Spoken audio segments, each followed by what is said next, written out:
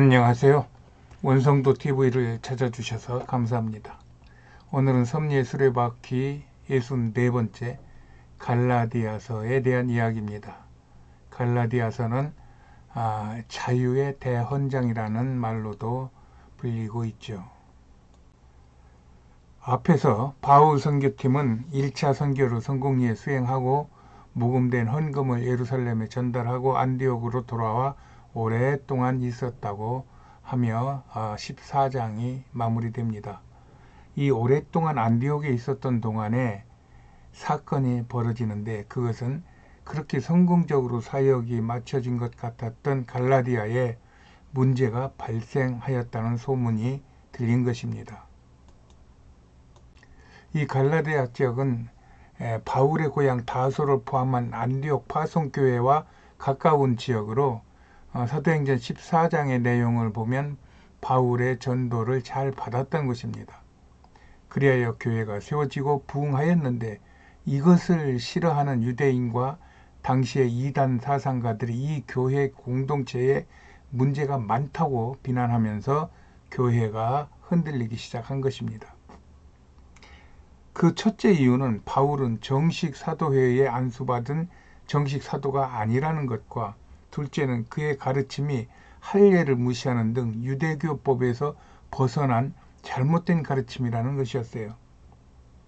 이것은 당시 유대교 기준으로는 치명적인 것이었고 이로 인해 갈라디아 지역 교회들이 흔들린다는 소문이 바울에게 들린 것이에요.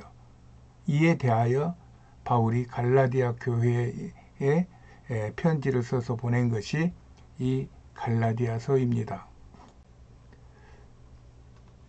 바울은 갈라디아서에서 먼저 갈라디아인들에게 자신은 사도회의에서 안수를 안 받은 것은 사실이지만 그러나 자신은 하나님 아버지와 예수 그리스도로 말미암아 사도가 되었다고 자신의 사도성을 천명합니다.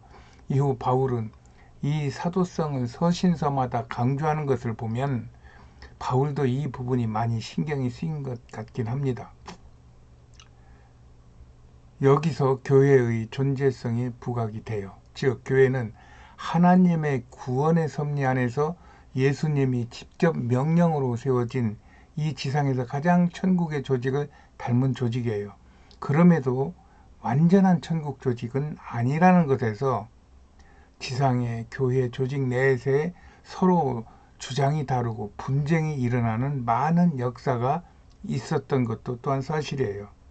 종교개혁도 이런 범위 안에서 일어난 것이고 그 이후에 많은 교단의 발생과 종교 전쟁들도 이로 인한 것으로 볼 수 있어요. 이것은 믿음의 근본적인 해석에서부터 나오는 것으로서 지금까지 사실은 이어지고 있는 문제이기도 합니다. 그리고 바울은 갈라디아인들의 혼란을 지적합니다. 그것은 내가 전에 너희에게 복음을 전할 땐 너희가 그렇게 잘 봤더니 어찌 이렇게 쉽게 나의 가르침을 못 믿고 흔들리고 있느냐라는 말입니다. 그래야 그것은 어떤 사람들, 즉 유대인이라든가 거짓 교사들이라든가 그런 사람들이 너희를 속이는 것으로 그럼에도 불구하고 너희들이 그들에게 속아 넘어간다면 그러면 너희들은 저주를 받을 것이고 너희들을 속인 그들도 저주를 받을 것이라면서 강하게 질책을 합니다.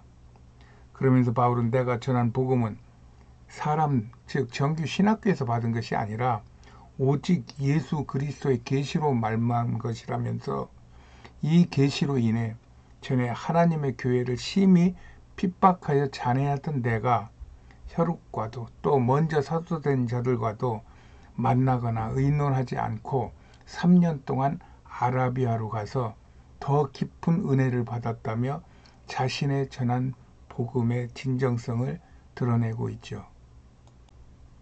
그 후 바울은 2장에서 내가 하나님의 은혜로 그리스도 안에서 자유를 깨닫고 디도도 할례를 주지 않고 내가 그에게 하나님의 일을 맡겼는데 너희에게도 이런 자유가 있다고 강하게 선포합니다. 그러면서 지금은 너희가 율법의 행위에서 난 것이 아닌 오직 예수 그리스도를 믿음으로 말미암아 의롭게 되었음을 강조하며 우리는 복음의 자유가 있다며, 다른 편으로는 갈라디아인을 위로하며 반면에 예수로 인하여 이런 자유함을 얻은 너희가 다시 율법의 종으로 돌아가려 하는 것이 잘못되었다고 지적하고 있는 것입니다. 그러면서 바울은 자신은 그리스도와 함께 십자가에 못 박혔으므로 이제는 율법에 대해서 나는 죽었고 예수로 인하여 다시 살았다고 주장하면서, 그런즉 이제는 내가 산 것이 아니요 오직 내 안에 그리스도께서 사신 것이라며 이제 자신은 오로지 이 믿음 안에서 사노라고 믿음으로 살고 있는 자신의 신앙 정체성을 갈라디아인들에게 천명하며 갈라디아인들을 가르치는 것입니다. 그러면서 3장에서 바울은 다시 한번 갈라디아 교인들에게 어리석은 갈라디아 사람들아, 너희가 구원을 받은 것은 율법이었느냐 예수를 믿는 믿음이었느냐며 그들이 그렇게 따르는 아브라함의 예를 들어 설명을 합니다. 즉 아브라함도 행위 이전에 하나님의 말씀을 믿어서 하나님께 의롭다 인정받았다며 너희가 아브라함의 자손인 줄 알거든 그의 믿음으로 본받는 이 구원을 너희도 믿어서 구원을 받으라는 것입니다.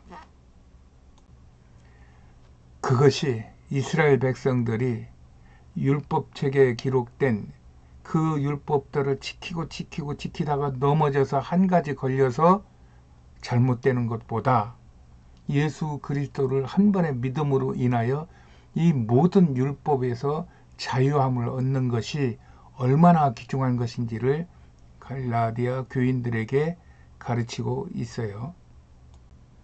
그러면서 바울은 예수님이 오시기 전까지는 율법은 몽학선생처럼 우리를 그리스도에게로 인도하였으나 이제는 우리가 예수 안에서 하나님의 아들이 되었으니 누구든지 그리스도와 합하여 세례를 받는 자는 유대인이나 헬라인이나 종이나 자유자나 남자나 여자 없이 다 아브라함의 자손이요 약속대로 유업을 이은 자녀가 된 것이다 라면서 갈라디아 교인들에게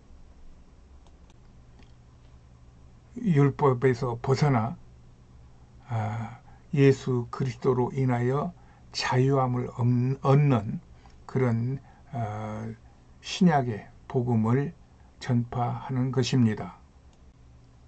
그러면서 바울은 4장에서 계속하여 너희가 전에는 초등학문인 세상 지식을 따라 세상의 종이었으나 이제는 예수의 공로로 아들의 영을 받아 너희가 하나님을 아바 아버지라 부르는 자유자가 되었으니 이제는 종이 아니요 자유자로 살라는 것입니다.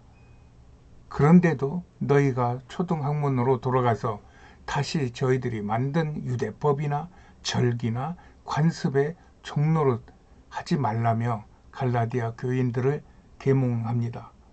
그러면서 바울은 계속하여 아브라함의 두 아들 즉 계집종에서 난 큰 아들과 약속으로부터 나온 작은 아들을 비교하며 하나님은 세상을 위해 하나님의 약속을 중심으로 일하시는 구원의 섭리를 갈라디아 교인들에게 가르쳐요. 그러며 갈라디아인들이 계집종의 아들과 같은 유대인들의 거짓 선동에 넘어가지 않으면 하나님께서 우리를 자유케 하신다고 갈라디아인들을 위로합니다. 바울은 이 일을 위하여 지금 나는 해산을 하는 수고를 하듯이 너희들에게 말한다고 하면서 얼마나 간절히 갈라디아 교인들에게 예수 그리스도로 인한 구원을 이루게 하기 위하여 애쓰고 진력하는지 그 바울의 그 진면모를 보게 됩니다. 그러면서 바울은 5장에서 계속하여 그리스도께서 우리로 자유케 하려고 자유를 주신 것이다. 그러므로 굳세게 서서 다시는 종의 멍에를 매지 말라며 강권하면서 너무 할례와 같은 율법에 매이면 예수의 은혜에서 떨어지는 것이므로 너희가 조심을 하라고 가르칩니다. 그러면서 이런 작은 것으로 유혹하는 누룩 같은 유대인이나 거짓 교사들의 교묘한 말에 흔들리지 말라며 경고합니다. 그리하여 성령의 인도함을 받아 오직 사랑과 희락과 화평과 오래 참음과 자비와 양선과 충성과 온유와 절제와 같은 성령의 열매를 맺어 육체의 음행과 우상 숭배와 분쟁과 이단의 유혹과 방탕함을 버리고 자유함을 누리라고 외칩니다. 그러면서 6장에서 바울은 갈라디아 교인들이 구원을 자랑하지 말고 서로 이웃의 어려움과 약점을 나누며 선을 행하되 낙심하지 말며 기회 있는 대로 믿음의 가정들에게 더욱 베풀라며 자신의 몸엔 예수의 흔적인 육시의 연약함이 있는데도 불구하고 자신은 십자가에 못 박힌 예수를 자랑하고 전하기 위하여 이렇게 해산의 수고를 한다고 그 복음에 대한 강력한 의지를 선포합니다. 이런 바울의 절절한 외침은 앞에서 말한 바와 같이 바울은 첫 선교 임무를 성공적으로 마치고 안디옥에서 쉼을 갖고 있을 때에 그러한 교회가 흔들리는 그런 소식을 듣고 마음의 분함과 또 안타까움과 또한 답답함과 이런 여러 가지 복잡한 그러한 심정을 가지고 갈라디아 교인들에게 자신이 믿은 예수, 자신을 구원한 예수 그리스도가 정말 저들의 주인이 되고 저들의 구세주가 되어서 저들도 자기와 같이 구원을 감격하며 또 구원을 전하게 하는 그런 선교의 사명을 부어주기 위한 절절한 그의 심정이었습니다.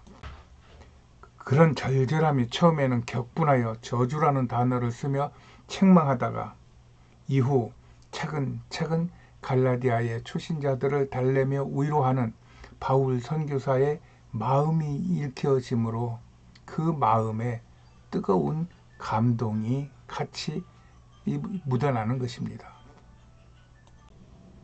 이런 감동을 받은 마르틴 루터는 종교개혁의 정신으로 삼았고 이 갈라디아서의 그 자유에 대한 그런 정신을, 그 다음에 링컨도 이 자유에 대한 정신으로 남북전쟁을 치르면서 인민을 위한 통치는 이 땅에서 사라지지 않을 것이라면서 위클리프 성경의 표진말을 인용하면서 하나님의 형상으로 지음받은 인간의 자유의 권리를 찬양한 것입니다.